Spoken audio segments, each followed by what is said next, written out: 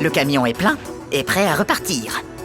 Pour éviter de se blesser pendant le chargement, notre chauffeur avait en tête et a pris soin de respecter 4 règles incontournables. 1. Réfléchir avant d'agir et ne pas se précipiter. Il analyse son environnement de travail pour prioriser certaines manutentions plutôt que d'autres et organiser son chargement en fonction de type d'objets, de leur poids et de leur taille. 2. Utiliser en priorité le matériel d'aide à la manutention. Diable, transpalette, gerbeur. 3. Positionner correctement ses pieds pour être bien ancré dans le sol et faciliter les mouvements et les déplacements. 4. Bien évaluer la distance entre soi et la charge.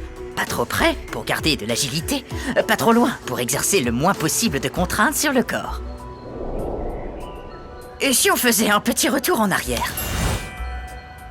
Lorsque je me baisse, même s'il n'y a pas de poids à soulever, je prête attention au bon positionnement de mes pieds, à la distance entre l'objet et moi. Je me penche vers l'avant à partir du bassin, je garde le dos droit et je serre les abdos.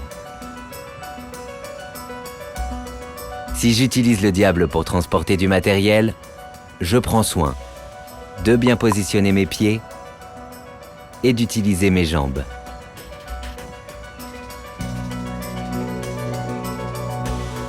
Lorsque je m'apprête à saisir l'objet, je me penche vers l'avant à partir du bassin, je garde le dos droit et je serre les abdos.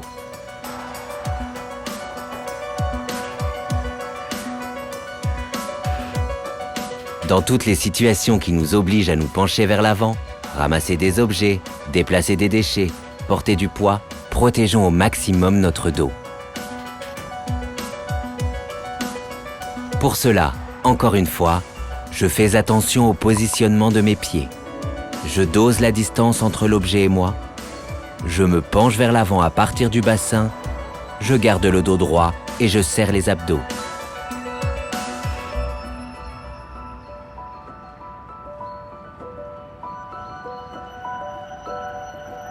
Voici le chargement idéal.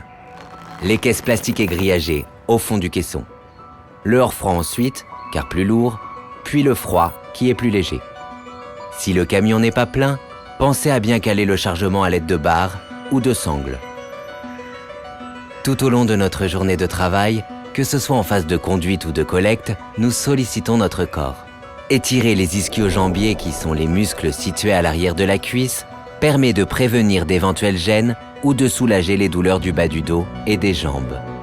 Le pied qui est au sol est pointé vers l'avant.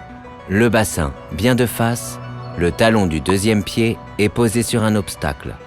Je me grandis par le sommet de la tête et à partir du bassin, je m'incline vers l'avant. Le dos ne doit pas s'arrondir, il reste bien long. Étirer les quadriceps, qui sont les muscles de l'avant de la cuisse, permet également de prévenir les douleurs ressenties au niveau des genoux et du bas du dos. La main est posée à hauteur d'épaule sur un support pour prendre appui. Je saisis mon coup de pied. Ce même pied pousse dans la main et la main résiste. Je dirige le sommet de mon genou vers l'arrière et vers le bas. C'est le retour au dépôt. Pensez à faire vos pauses, à respecter les limitations de vitesse, ne téléphonez pas au volant et montrez-vous vigilant vis-à-vis des autres usagers du code de la route.